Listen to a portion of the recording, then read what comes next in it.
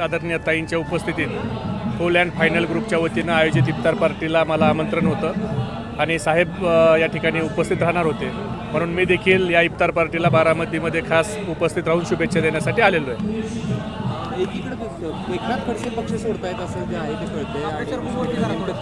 काय नेमकी खतखत आहे तुम्ही केले ते अनेक दिवसापासून? असं आहे की ज्याला तुरुंगात जायची भीती वाटते तो माणूस भाजपमध्ये जातो. याच्या अगोदर कार्ल मार्क्सने एक नारा दिला होता, जगभरातील शेतकऱ्यांनो एक व्हा, कामगारांनो एक व्हा आणि संघर्ष करा. आता भारतीय जनता पार्टीनं नारा दिला आहे, भ्रष्टाचारांनो एक व्हा आणि आमच्या पक्षात या आणि भ्रष्टाचार करा. आम्ही तुमचा भ्रष्टाचार सहन करणार नाही जोपर्यंत तुम्ही आमच्या पक्षात येणार नाही. आमच्या पक्षात या आणि खुशाल भ्रष्टाचार करा.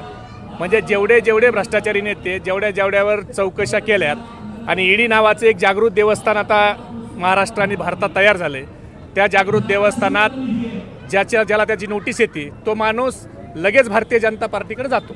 बारामती मतदारसंघात आपण आला तुरुंगात जायच्या भीतीने एकनाथ खडसे जे आहेत ते पुन्हा एकदा भाजपत चाललेत. एकनाथ खडसे साहेबांच्या जावायला 2 वर्ष तुरुंगात कशामुळे ठेवलं होतं? त्यांच्यावर 197 कोटीचा दंड कशामुळे लावला आहे? एक तर जावायला तुरुंगात घातलं ही भाजपाची चूक होती, हे भाजपाने मान्य करावं, किंवा त्यांना तुरुंगात जायची भीती वाटते म्हणून ते तुरुंगात चालले असतील. काहीतरी मजबुरी, कुछ तो मजबुरी हुई होगी. बारामतीमध्ये पवार विरुद्ध पवार लढाई होत आहे, काय सांगायला आपण बारामती? असं आहे की बारामतीची जनता ही हुशार आहे. बारामतीची जनता ही खोडाला कधीही विसरत नाही. ज्या शरद पवार साहेबांच्यामुळं फक्त महाराष्ट्रात नाही तर देशात बारामतीची ओळख आहे. बारामतीची जनता, आज मी बघितलं इफ्तार पार्टीच्या निमित्तानं की मला खात्री आज पटली 100 ने 1001% की बारामतीची जनता ही शरद पवार साहेबाला कधीही विसरू शकत नाही.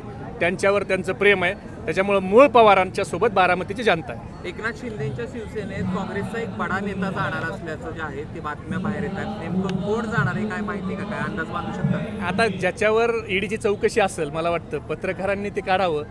अशोक चव्हाण सारखं कोणाला ईडीची नोटीस आली, ज्याला ईडीची नोटीस आली आणि ज्याला जेलमध्ये जायची भीती वाटते तो मग भाजपाच्या दिशेने निघतो.